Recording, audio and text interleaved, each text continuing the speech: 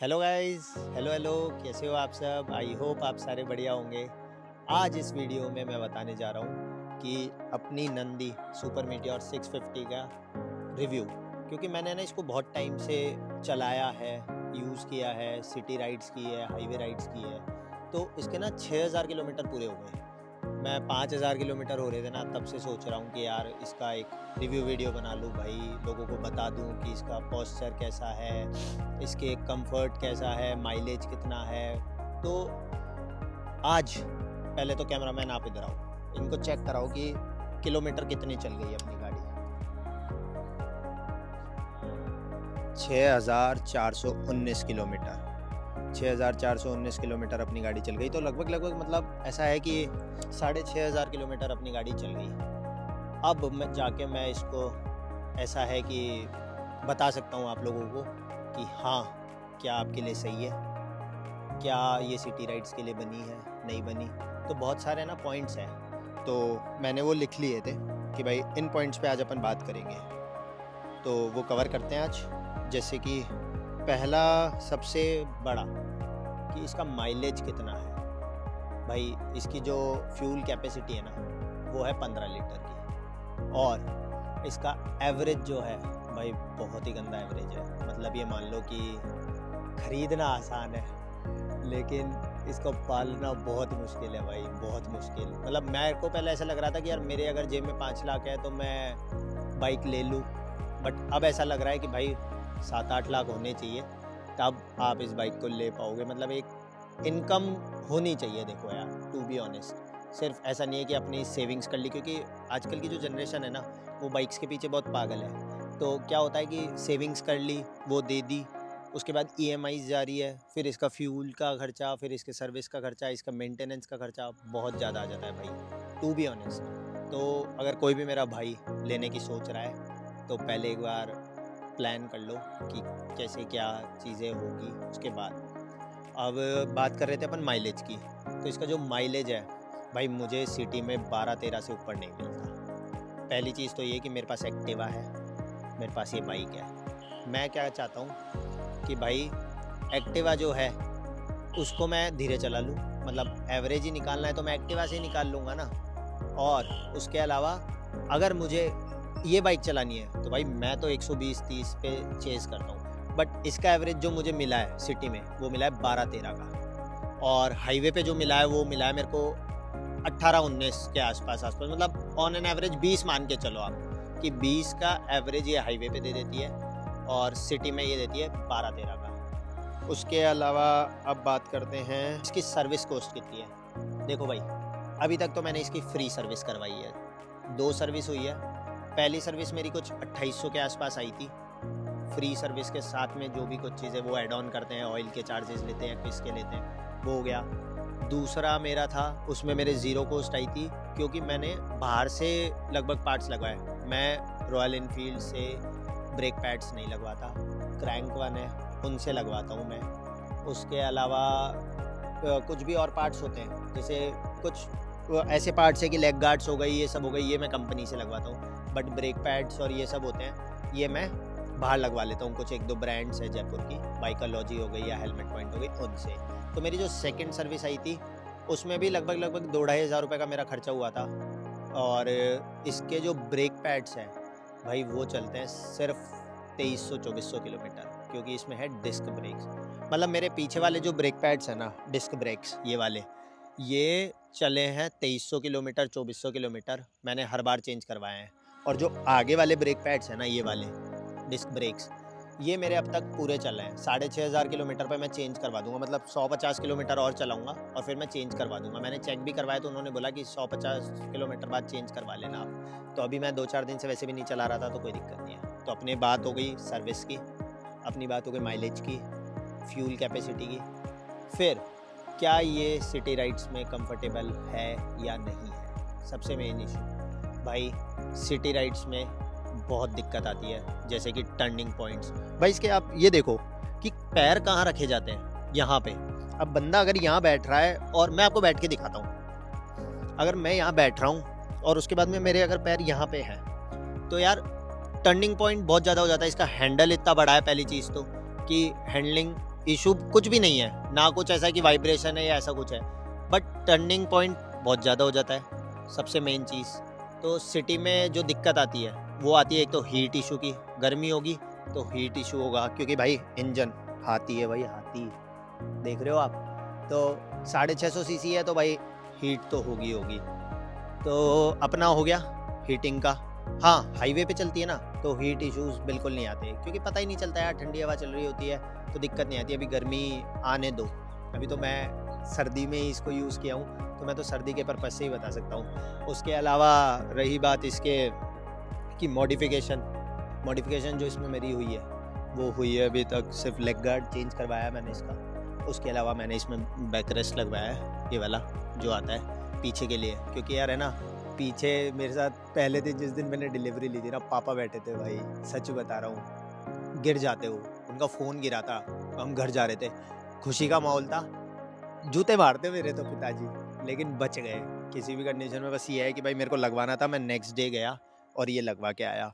उसके अलावा मैंने लगवाई है इसमें रेडिएटर ग्रिल और छोटे मोटे मॉड्स करवाए हैं, बाकी सारी स्टॉक ही है। तो अपना हो गया कि मैंने इसमें क्या क्या मॉडिफिकेशन करवाई है, माइलेज क्या है इसका, उसके अलावा हो गए ब्रेक पैड्स का हो गया, सर्विस कॉस्ट हो गई। अब अपन बात करेंगे इसके पार्ट्स। भाई रॉयल इनफील्ड वालों, तुम देख रहे हो तो मेरा एक पार्ट मंगवा दो यार। मेरा एक किसी बच्चे ने पीछे से गाड़ी खड़ी में भेड़ी और ये वाला पार्ट टूट गया, जो नंबर प्लेट होती है ना इसके ऊपर, भाई मैं ग्लू लगा के चला रहा हूँ, ये देखो आप, ये देखोगे ना आप, मैं ग्लू लगा के चला रहा हूँ भाई। और क्या चाहिए, मैं एक राइड पे जा रहा था और वहाँ पे ना दिक्कत हो गई, तो फिर मैंने ना ब्लैंकेट किया फेविक्विक, और फिर उसके बाद में मैंने वो पार्ट लगा के चलाया।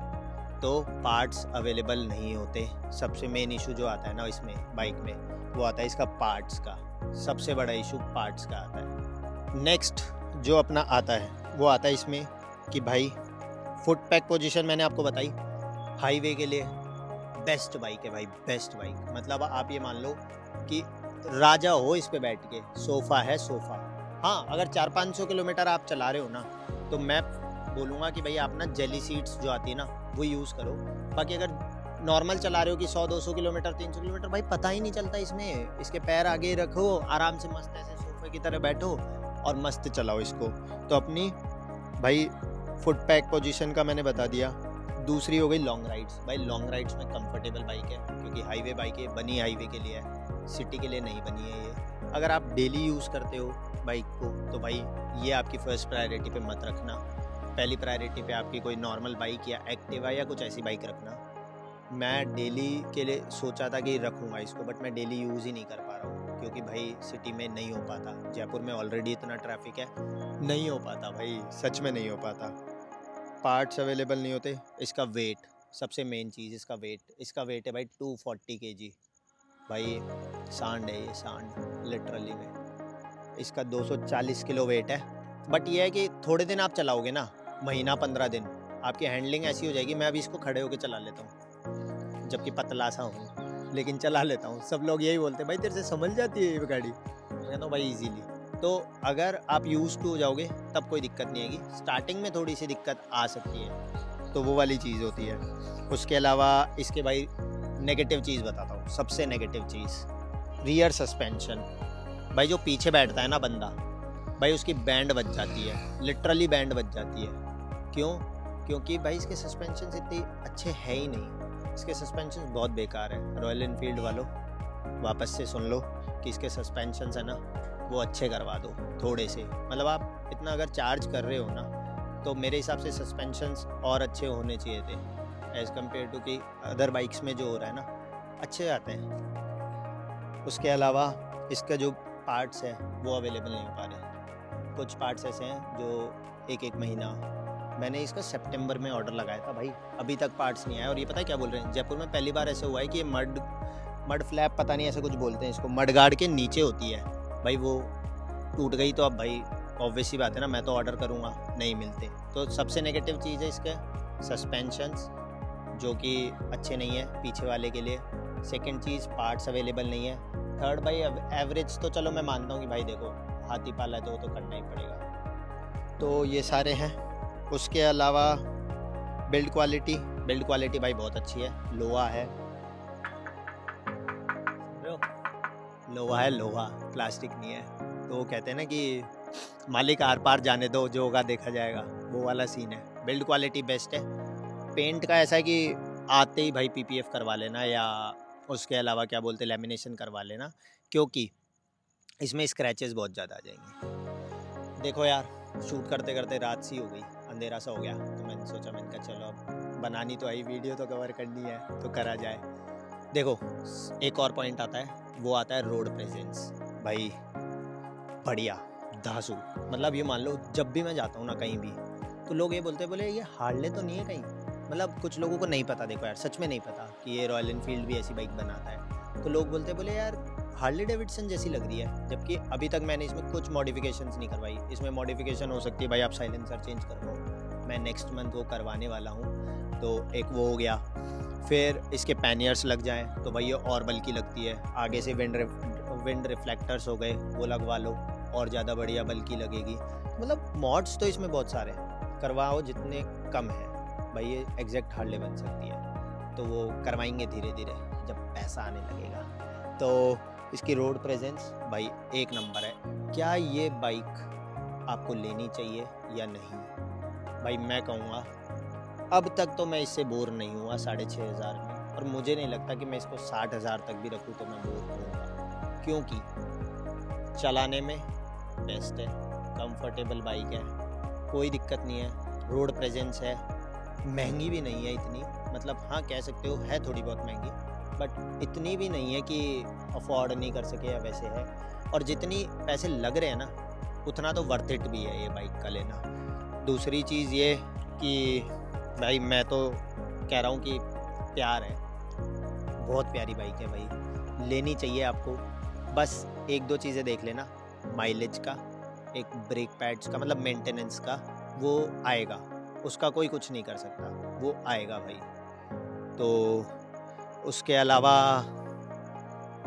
मॉडिफिकेशंस में कुछ भी करवाओ आप, मज़ेदार मॉडिफिकेशंस होती है इसमें, अच्छी अच्छी मॉडिफिकेशंस होती है, वो आप करवा सकते हो।